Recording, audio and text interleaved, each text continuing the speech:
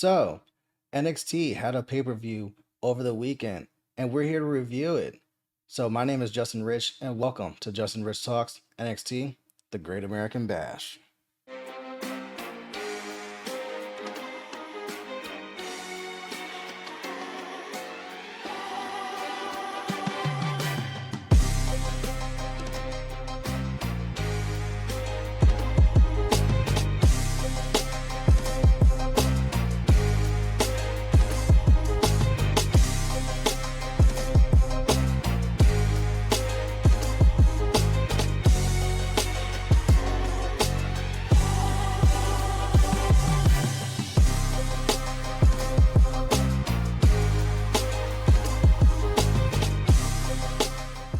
Hey guys, welcome back to the channel. We are here to talk WWE's NXT, the Great American Bash. As you can tell, we're not in our normal office, in our normal location, filming this one. We are at an undisclosed location, or basically an away game. Now that, sports is ramping up, baseball is in the biggest swing of things. We got football having preseason, soccer in preseason, home and away. So this is, we not home, we away.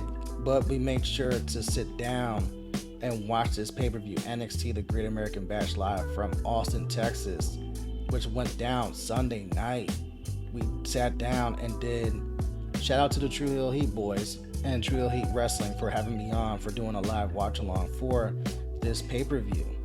And we've talked about this on this channel before, where ever since NXT went back outside, they haven't really messed with these premium live events. Now, it's a struggle to call them premium live events and not, pay-per-views anymore, or not takeovers anymore. But basically, this is where we're at with WWE and NXT. But they haven't really missed as far as going outside with these premium live events, and especially their weekly shows as well, where it's the product is really improving. You see, they're getting back to establishing their identity. I know they struggle with that, but with this pay-per-view, this felt man, so much to get into. So we're not even gonna waste time here. So this is how we do things on this channel. We have what we call the 4-point play, which is basically 3 things that I liked on the pay-per-view, 1 thing I didn't like on the show, my overall match recommendation, and my overall pay-per-view grade on a rating of 1 to 5 mics, 5 being the best, 1 being the worst. So with that in mind, let's get into it. The first thing that I liked on this show was the Ladies of Rage. Blair, Davenport, Roxanne, Perez. A straight up brawl, brutal, and physical, weapons wild match. And this is one of my favorite things on this show, where it's both these women have been building this feud up for quite some time. I love how they been building the feud, a callback to Stone Cold Steve Austin and Booker T brawling in the supermarket, Blair Davenport pulling up on Roxanne Perez at DreamCon, putting hands and feet on her. And basically, we're in Roxanne Perez's hometown or home state. I don't know. Is she from that part of Texas? She's from Laredo, Texas. So basically, this is close to a home field advantage for Roxanne Perez, even though this is not her hometown, but her home state and whatnot. So Blair being the underdog, and especially when Roxanne decided to pull up in the red, white, and blue, matching the pay-per-view colors, matching the American colors. It was oh man, is Roxanne really about to take an L in her home area? Especially when she's wearing all American theme for the pay-per-view and whatnot. But then again, this is WWE. WWE loves fucking with people that are in their home city, home state, and all that. Just ask Sasha Banks, who's taken many L's in her home state. But that's the thing with WWE, is you never know when you're gonna get a curveball. And so this weapons wild match was brutal. It was physical. It was hard hitting. As you can see, they had tables, they had chairs, they had trash cans. They were being physical and brutal. And then to top it off, you had Roxanne Perez's family at ringside. I believe you had her mother and her sister, if I'm not mistaken. And there were times where Blair was just fucking with them and just beating up Roxanne in front of her family, in front of her sister. You could see her sister was starting to cry just a little bit. She's starting to get a little teary-eyed and misty and whatnot. Watched her sister get her ass whooped in front of like an arena full of people. And shout out to NXT because y'all filled that arena good. But this was a hard-hitting start to finish. It didn't really let up. It really wasn't any like room for where it's like, all right, this is kind of like a lull. We're kind of let down. Everything kind of paced at a perfect pace. Roxanne hitting a frog, I guess a frog splash or just a straight up splash to Blair Davenport on the outside through a table, getting her back in the ring, hitting her finisher on a set of chairs. 1, 2, 3. Roxanne defies the logic of WWE booking and gets the win in her hometown, state, whatever, her home area. Roxanne holds it down, gets the victory. Great match. I really enjoyed this one from start to finish. Again, when Roxanne came out in the red, white, and blue, I was like, nah, there's no way she's gonna lose this. I know WWE loves to play with our emotions and stuff like that, but the way the story was carrying is like, you could see like they're invested in both women, but they're really invested in Roxanne. And Roxanne's gonna be like the face of NXT if she's not already. So that was the first thing I liked on the show.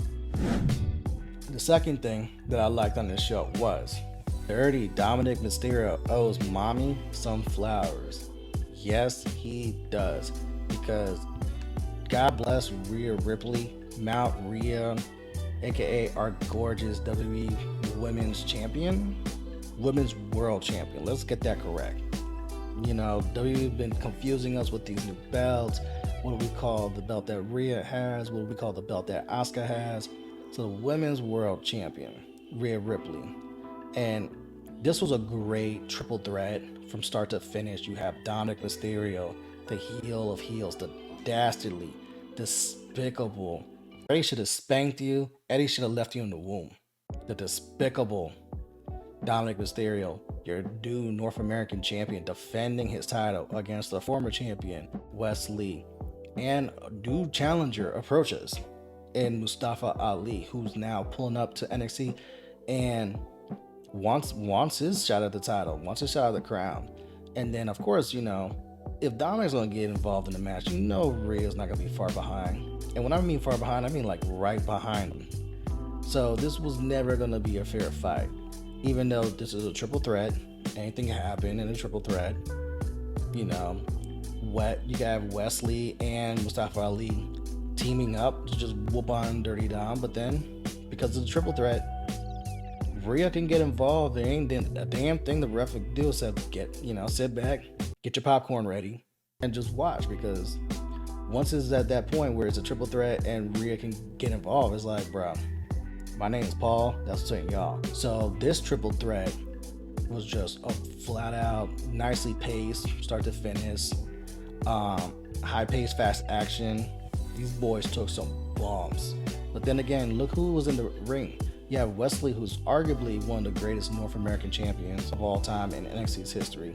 You have Mustafa Ali, who is extremely underrated as far as an in-ring wrestler, as far as just his moveset, but also being able to sell for others and bump his ass off.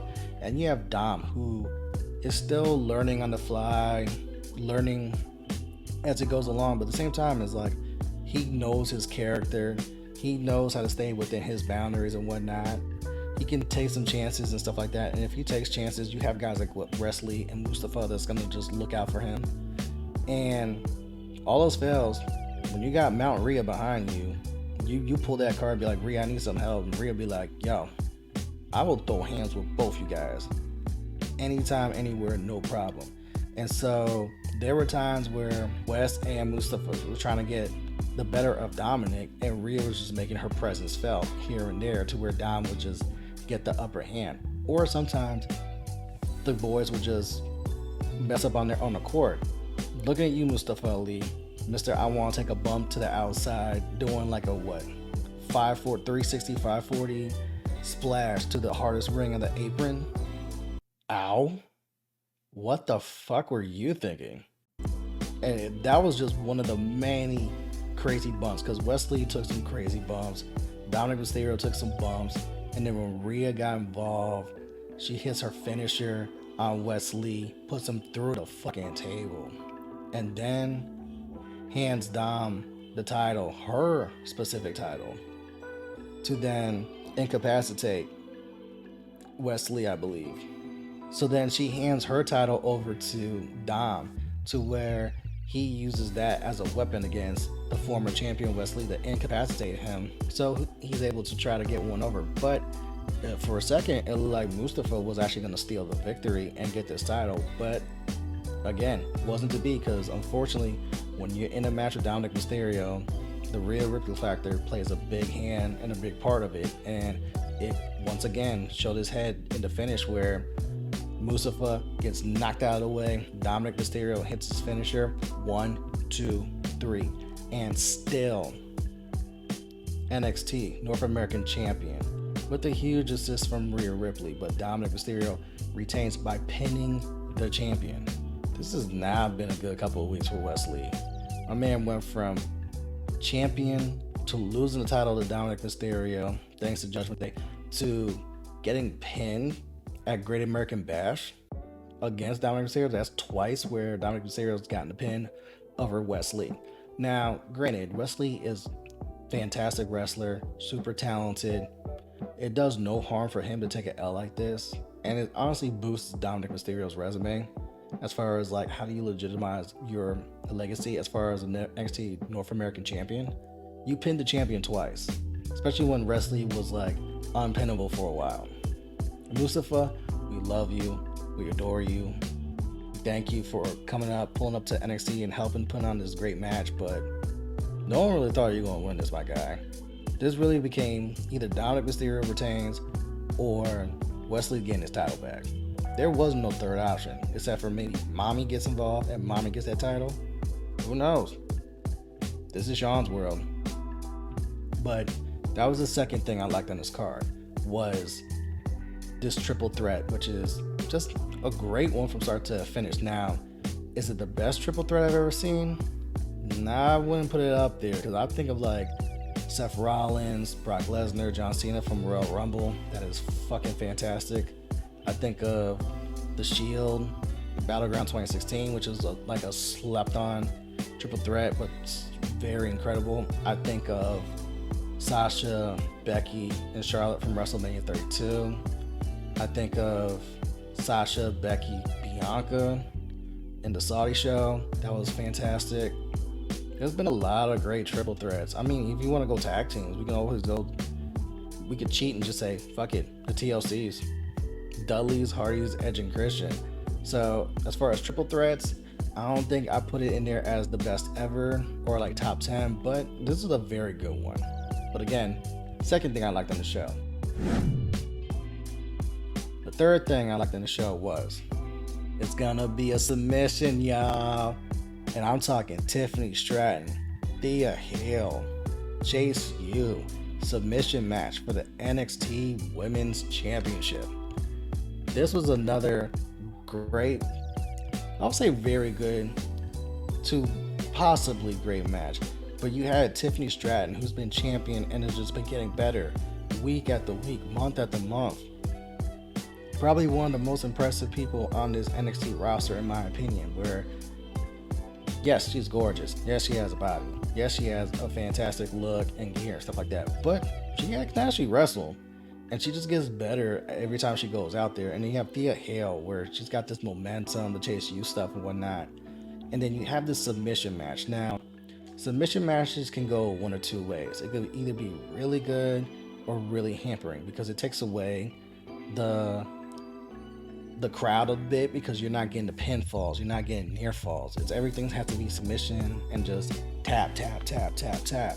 So with it being a submission match, it kind of feels like it handicaps the women a little bit, even though it changes the narrative, it changes the scope of the card, and it also gives something else, because you would expect just a traditional, title match, straight up 1v1 pinfall submission, countouts ain't gonna get it done, disqualification ain't gonna get it done.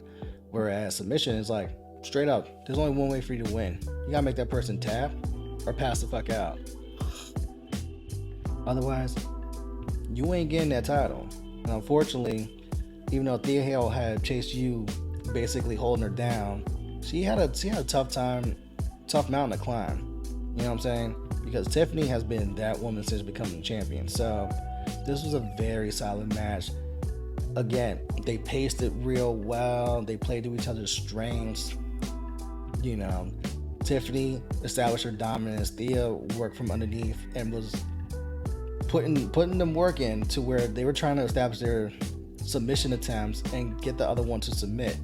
The only thing I did not like about this match, and we gotta talk about this real quick, was one of these photos. Tiffany Stratton puts Thea Hill in what, like a Boston Crab, or like that Sergeant Slaughter move you see in the bottom corner, but she struggled to put Thea Hill in that move, to where it's like, yo, is something wrong here, or is this supposed to happen like that? Because no one should be struggling that much to put someone in Boston Crab. And like Tiffany couldn't like sit down and really put the pressure on her. It was more like she was doing like a standing Boston Crab, but then she kept adjusting. She would try to sit and wrench on her, but at the same time, like, she couldn't get a comfortable like stance on it.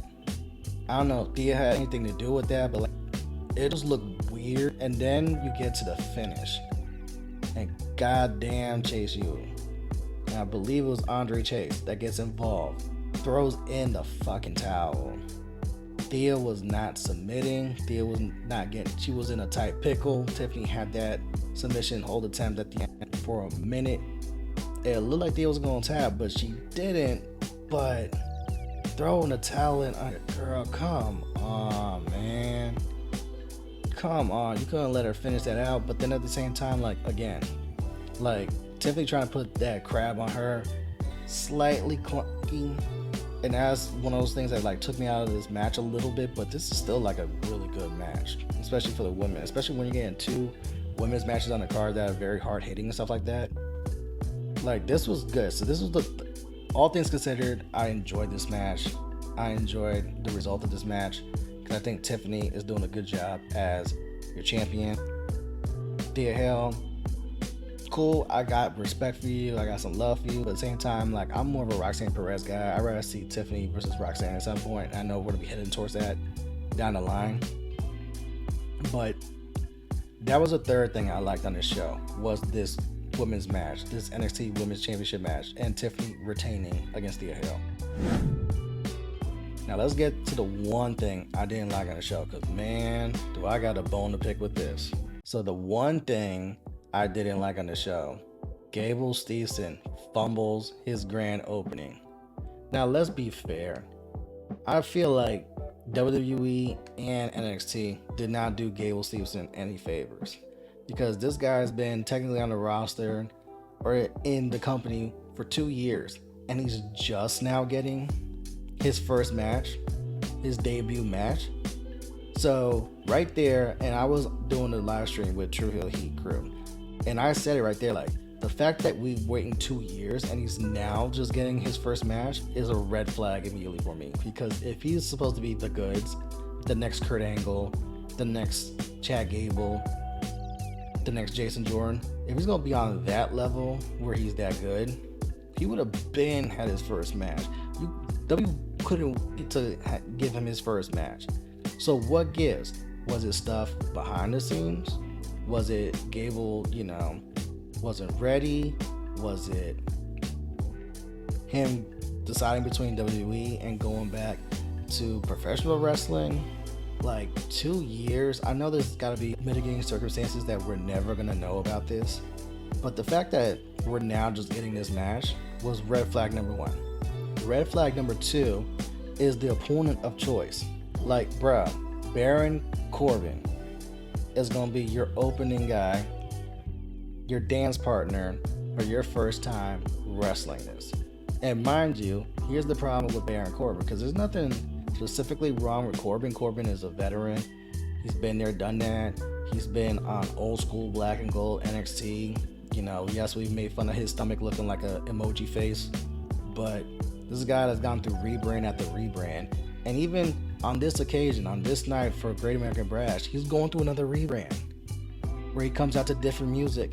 He comes out to pirate video graphics and whatnot. Are you trying to be Kyrie Sane, Baron Corbin? Is that your new gimmick? Baron Sane?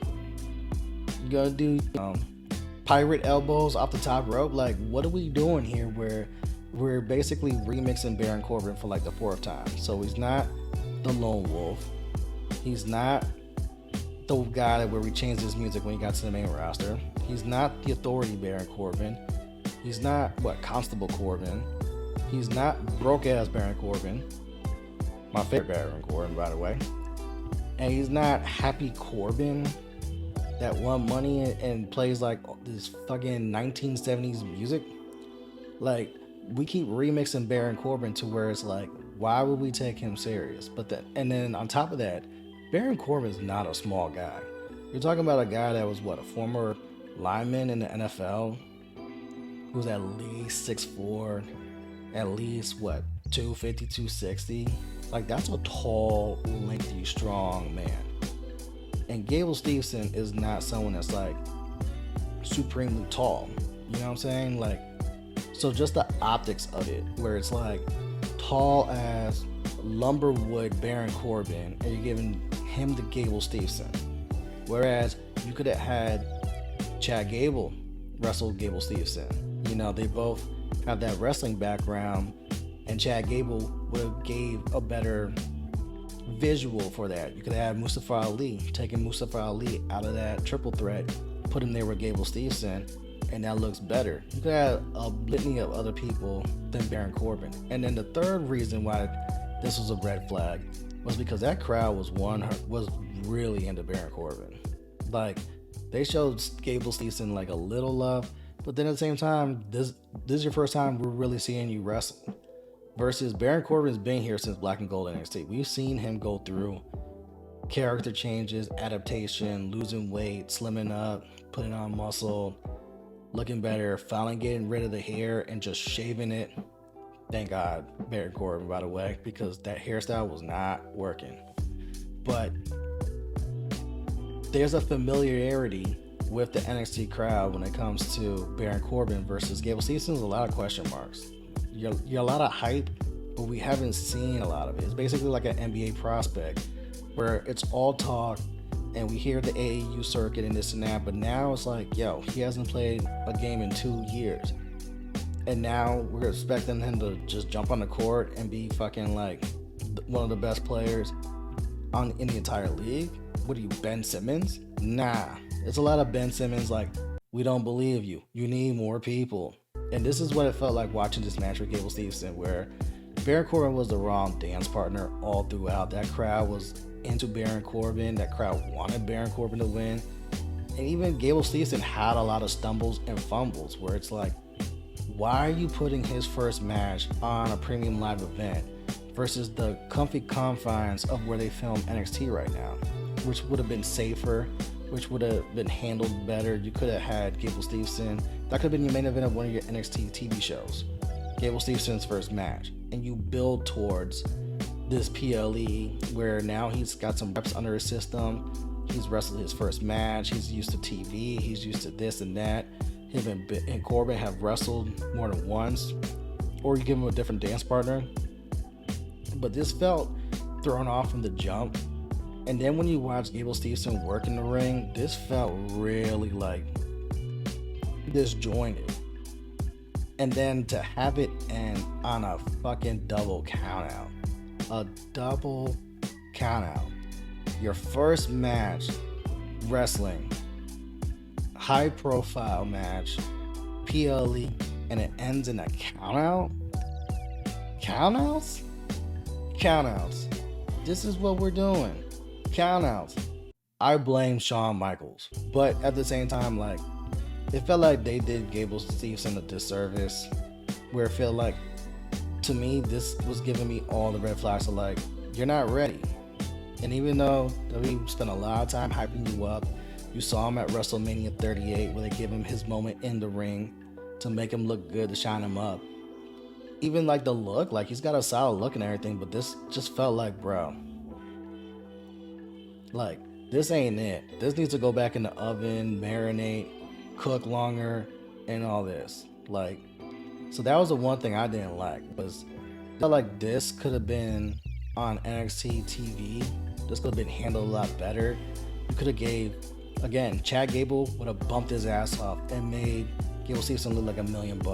The same would have went for Mustafa Ali. The same would have went for, what's Johnny Gargano doing right now? You could have had Tommaso Ciampa pull back up to be like, you know what, you talk shit and this and that, but I'm a former NXT champion. Like, let's see what you actually got. And worst case, this ain't gonna really hurt like Tommaso Ciampa, but at the same time, like, you could have done better for Gable Steveson. So that's the one thing I didn't like on this show. Now, let's get to my match recommendation. Carmelo Hayes versus Ilja Dragunov. Boy, oh boy, I couldn't wait to talk about this match. This match was the goods. And it did not disappoint whatsoever. So honestly, on this card, this was the match I was looking forward to the most, and this is the match that I was tuning in to Great American Bash to watch, because I was like, all right, I believe in Melo. Melo is him. He is Himothy. Himothy does not miss. And Dragunov is such a contrasting style of just brute force, of just old school, I'm just gonna fuck you up. I'm gonna chop you. I'm gonna hurt you. It's basically like a young Minoru Suzuki, obviously of different descent and whatnot, but it's basically similar styles of just like, you know what, I could be all flash and do the flippy stuff, but sometimes like the basic, just like beat the absolute shit out of you works. And then you look at Dragunov's history, where Dragunov don't have bad matches. He put on a classic with Walter at NXT UK, and then they ran that match back when Dragunov came over here to the States. Certified classic bangers, both of them with Walter, aka Gunta. And then Dragunov on the last Premium Live experience, where they're outside and whatnot, I believe that's Battleground, wrestles Dijak. Even that was a physical ass match where they just fucking mauled each other the entire time. It was just so badass. So heading into this, I was like, all right, this is gonna be a true test for Melo, because Melo's never really faced someone like this as champion. Dragunov's gonna really test him and test his metal to where, like, yo, this is gonna be very physical.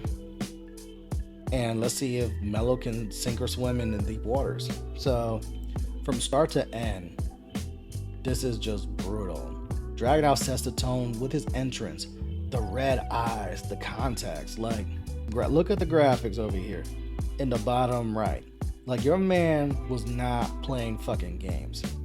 And yes, while Melo came out with Trick and establishing like I am Himothy, like the tone that was set throughout this that carried over, and this match was the longest match on the card, because like I was wondering why none of these matches prior to this main event were going like at longer than like 13 minutes, because everything was ending between like 9 and 12 minutes. So I was like, why are they making this so short?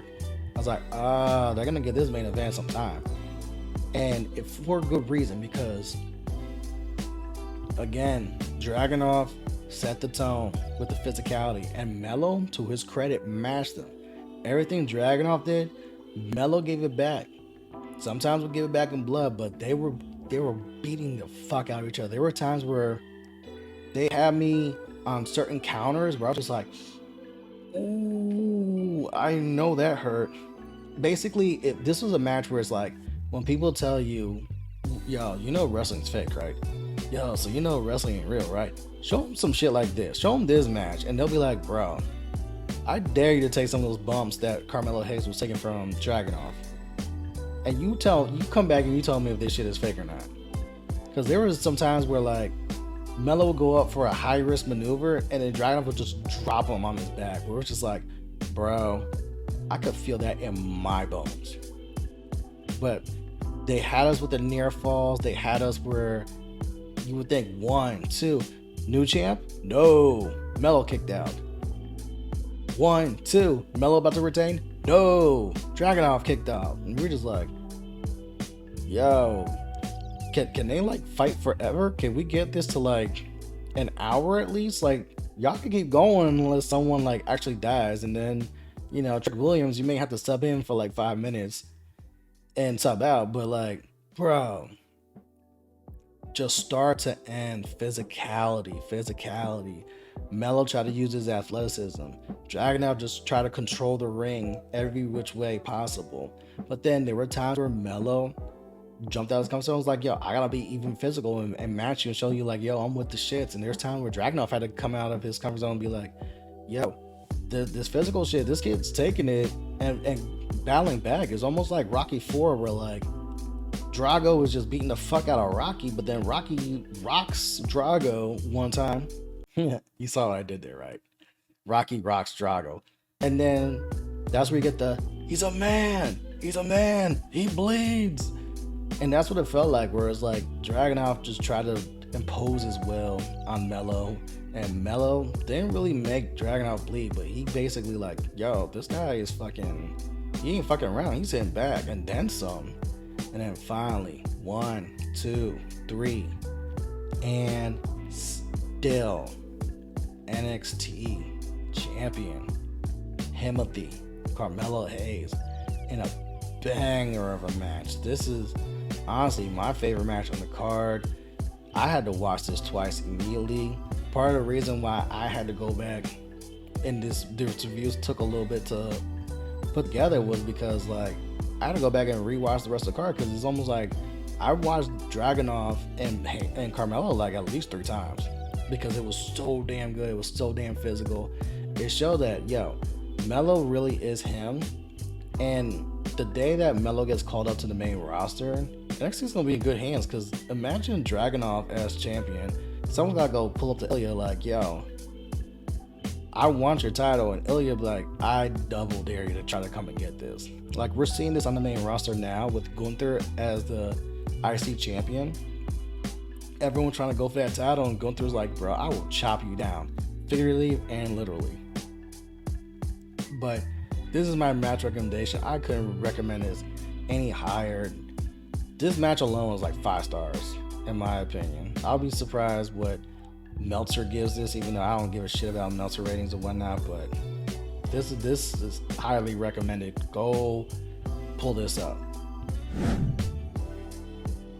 So let's get to our mic scale. So let's get ready to rate this bad boy.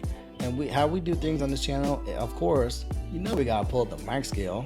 There's only one way where we review these shows. So we have the mic scale where we do everything on a scale of 1 to 5 mics. So if I give a show 5 mics, that means this show was a classic. It's a must watch. Make time for this, stop everything, go pull this up. Wasn't really any faults on this card. This is a must watch pay-per-view. If I give a show 4 mics, that means the show was very good. There was a lot of great things on the show, maybe 1 or 2 things that didn't hit like it's supposed to, but overall a very good show. Definitely go check out the match recommendation. If I give a show 3 mics, that means the show was solid. There was some good, there was some bad, there's some meh, but overall it's very solid. There's about 1 or 2 things that is worth your watch, including the match recommendation.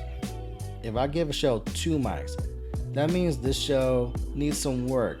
There's like maybe 1 or 2 good things on the show, but the rest of it is kind of missable depending on what you're into or whatnot. Outside of the match recommendation, the rest of it's kind of like at your discretion if you want to pull it up, but this one needed to kind of like stay in the oven and cook and marinate some more.